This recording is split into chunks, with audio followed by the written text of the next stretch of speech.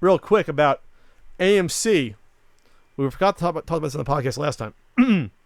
But they, at first, said they were looking into allowing texting in theaters. AMC is one of the bigger theater chains, along with like Regal. And they said they thought that it would be a good idea to have at least some theaters that will allow texting to sort of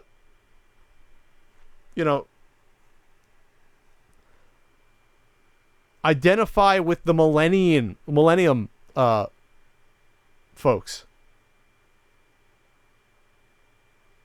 because they text and because they don't have an attention span to watch a movie, I guess. The millennials. Excuse me, I say millennium. That was a nice show on Fox. The millennials. They figured that, well, we fill out texting. The millennials love social media, so they can just Instagram and fucking Periscope while we're in the theater. That's a great idea. So they can just pirate your movie, by the way, with their phone while they're watching. I can't believe you didn't think of that, AMC, or talk to fucking Hollywood Studios about it. They can go on Instagram, Periscope, Snapchat from the theater, good scenes they want. And that'll be a great idea to do that. And holy shit was the backlash immense. And thank God it should have been. They freaking turned around and apologized out their ass within like 24 or 36 hours after that CEO or president gave the interview. Holy crap. What an awful idea. Their letter, part of it. AMC listens to our audience. Yes to theater enhancements. No to texting. During the past few days, you may have heard media reports about another idea AMC Theaters was considering, testing whether some moviegoers might want texting allowed in a small selection of our theaters. Unlike our other many AMC advancements that you have applauded, we have heard loud and clear that this is a concept our audience does not want.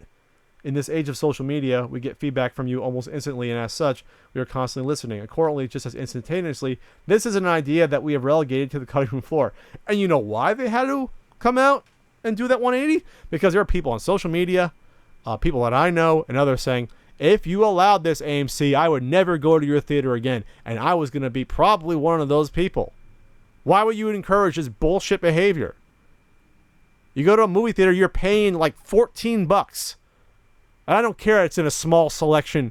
It wouldn't be in every single theater or all the screens, because then you're taking away other tickets and you're going to be forcing people into those. So say Civil War comes out. Say you have 5 theaters overall. What if you allow texting in 2 of them and they're sold out in the other 3? I gotta either wait to see it another week or go into your fucking texting theater? No, that's insane. That's insane. And I hope anyone who identifies as a millennial took this as a direct insult to say, what?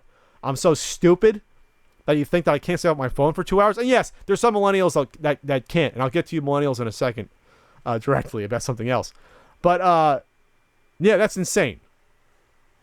Turn your phone off, watch the freaking movie, and shut up. Or I'll stay home and wait till video on demand in 3 months to watch it. You can, do whatever you want. You could chug a 40 while you're on Periscope and Instagram at the same time. I don't know why you have to cater to any sort of group. It's not like movie theaters are losing money. You might be making less money in movie theaters, but you ain't losing it, especially when you're charging $20 to see a shitty 3D version of a movie that I'm not seeing. And I'm pissed at that, because that's less regular theaters now. When I go see Civil War this weekend, I got to deal with the fact that half of them are 3D, and so that already cuts out the regular tickets. I don't like to be forced to see 3D when I don't have to. Besides the fact that it's more money, I just think it's a gimmick. So let me tell you something else about millennials, about this sort of weird effect.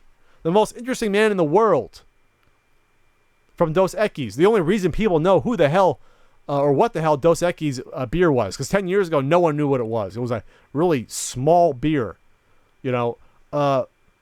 They bring on an awesome ad campaign with the most interesting man in the world on radio and TV, and they got rid of it this year. One of the main reasons why, they want to appeal to millennials. What do you mean appeal to millennials? They're not drinking your beer. They're probably drinking craft beer anyway, or local brew or something. They're not going to care about Dos Equis anyway. At this point, Dos Equis is just as commercial as Budweiser. You know why? because people found out about it because of a brilliant ad marketing campaign called The Most Interesting Man in the World, and now you're forgetting about that.